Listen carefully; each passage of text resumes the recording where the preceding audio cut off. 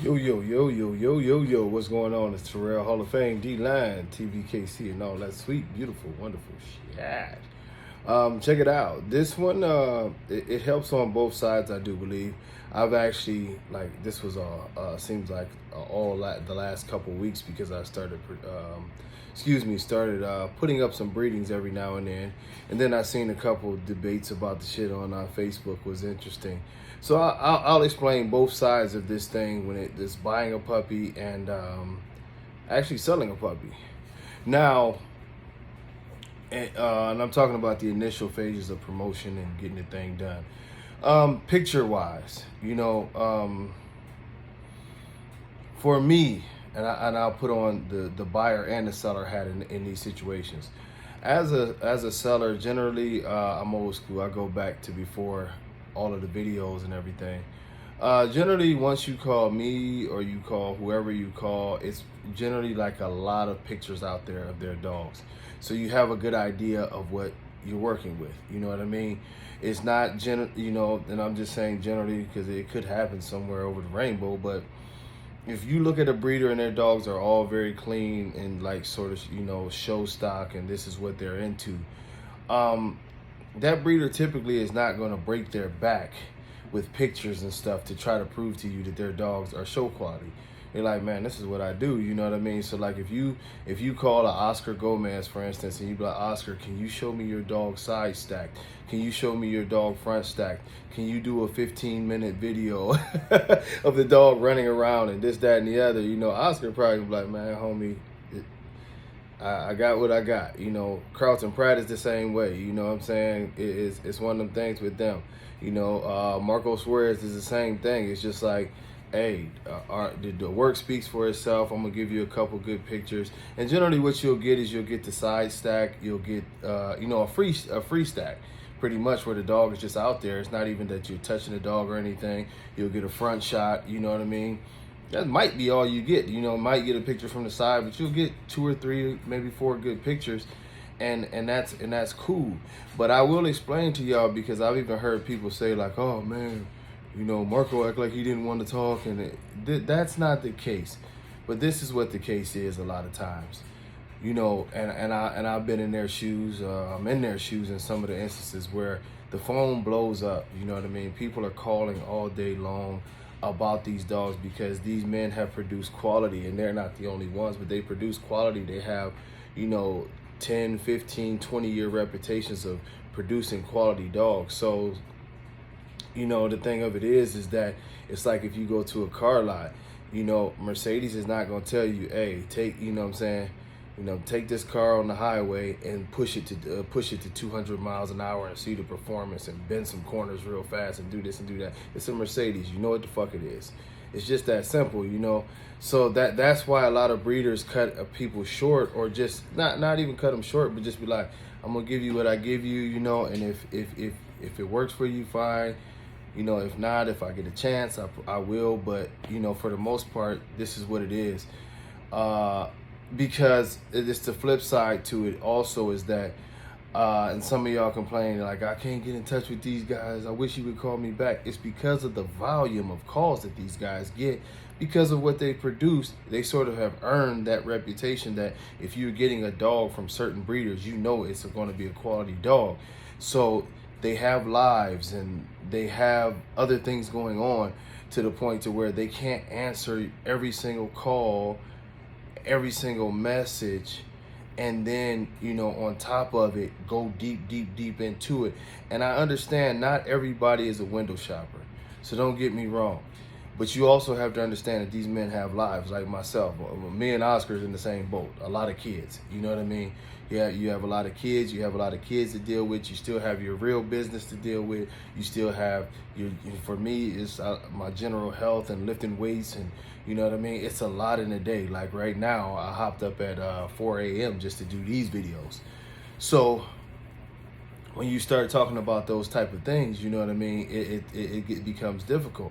And I understand, from the buyer's perspective, you're looking at it like, hey man, I'm about to spend some thousands of dollars with you on a puppy, so you should be willing to do this and do that and do this.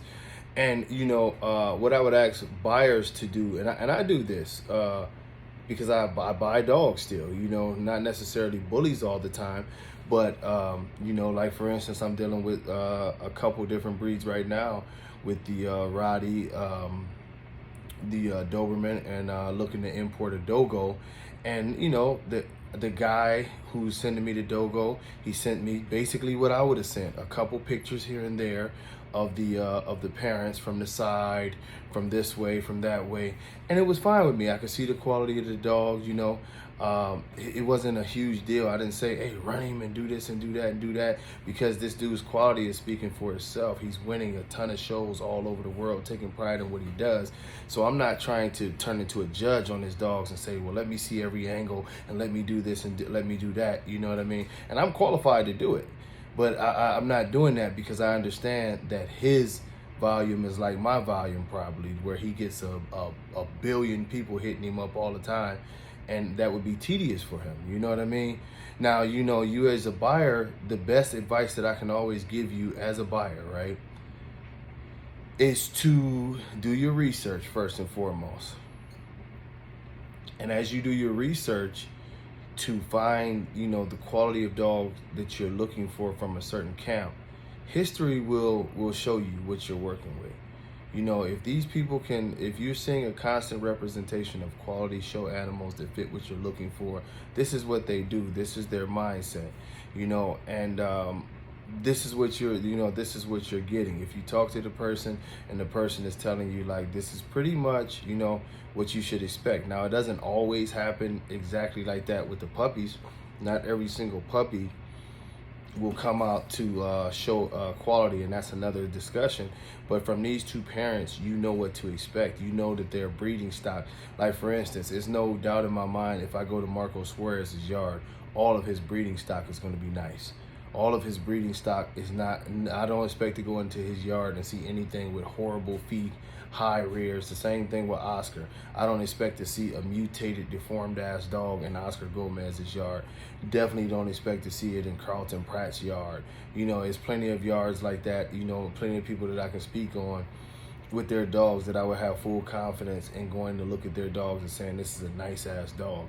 So, with all that being said, I just, you know, I just tell, you know, if you're in the game buying, and I see a lot of people like, oh, these cats act like they too good and this and that and the other, just look at it from their perspective. You are probably one of hundreds that are calling these guys because they do a good job.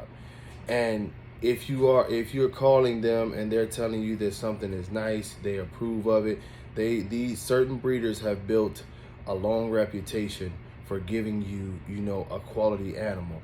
So they will give you sufficient, you know, pictures. When the puppies are born, they'll give you, you know, quick video, pictures, whatever. But don't turn into that person that it's like, I need more of this, I need more of that, I need more of this, I need more of that. Because most times it's going to be too tedious for that breeder, and they're just going to be like, well, somebody else is jumping in on the breeding, and that's that. And it's not a thing to, you know, say you're not important or to disrespect you. It's just a fact of the matter that, you know, for every person who's serious about buying and want this information, there's 99 who's not. There's 99 people who are going to tell you for sure they want the dog, you know, the deposits in the mail, you know, the dog ate the check, all of that stuff, and you got to go through that. And in essence, you know, time is money when you're talking about trying to deal with everything you got to do and squeeze this stuff in.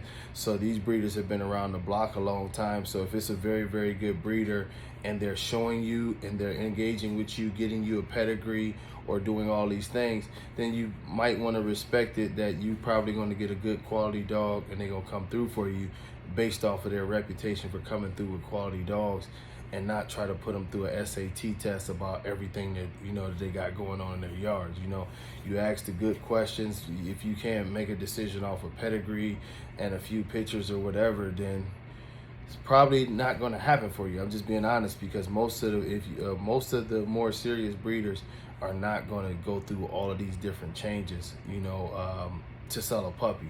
You know, most of them are like, hey, I'm gonna give you quality pictures and pedigree and my history. You know, I'm not going to do all this other stuff, and that's just what you're probably going to get.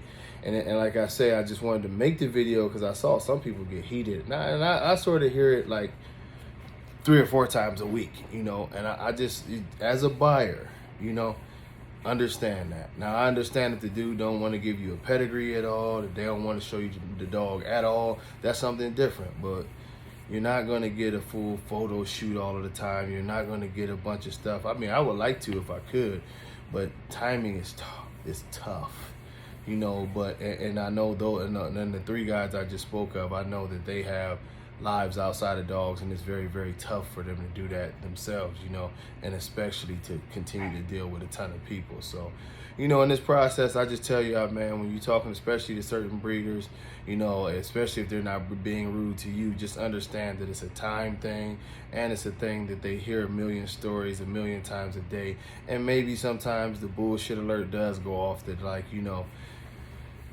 it is what it is. With bigger name breeders who are actually producing quality, you know, your talk that, hey, I'm spending money with you so you do what I want, it sort of doesn't work, you know. They're gonna present what they have. If you buying the product, cool. If not, you know, I'll answer one of these other 300 calls and they're gonna get a nice dog, and you might still be getting a lot of pictures, but you might not get a nice dog. But until next time, y'all, man, God bless. Peace.